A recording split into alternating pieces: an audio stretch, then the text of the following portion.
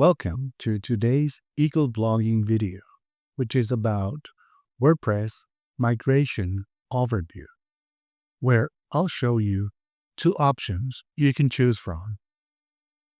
First, WordPress is a PHP app, which means that it's a set of files with the PHP extension connected to a database, usually MariaDB or MySQL.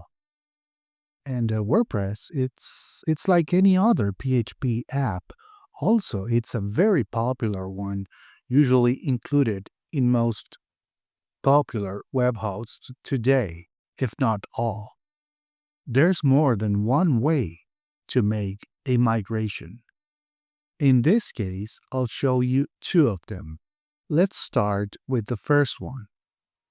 Option 1, a plugin.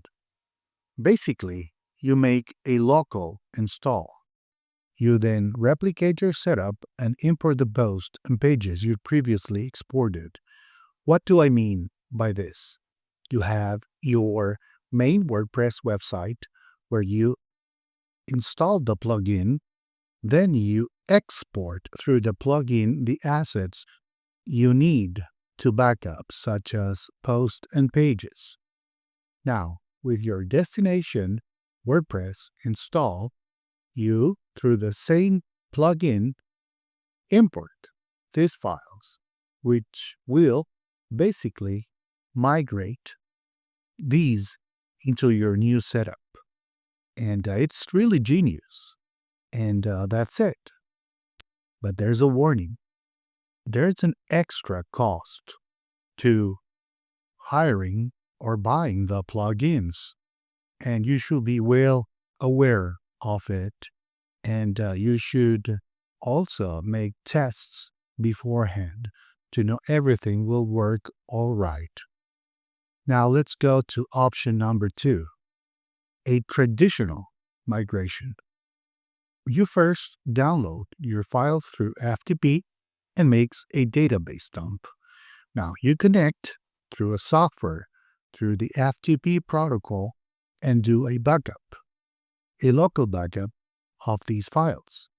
And you make a database dump. The database dump is basically an export of the database to a file, which you can move around. Now you then upload these files to the new host, import this database file, and update the credentials. Although it seems very simple and it was the way it was always done, at least at first, there are setbacks that can take a long time to fix, and you're paying with your time. Also, you're learning a bunch, but if you're maybe doing a professional migration, maybe for a customer, then it would be advisable option number 2.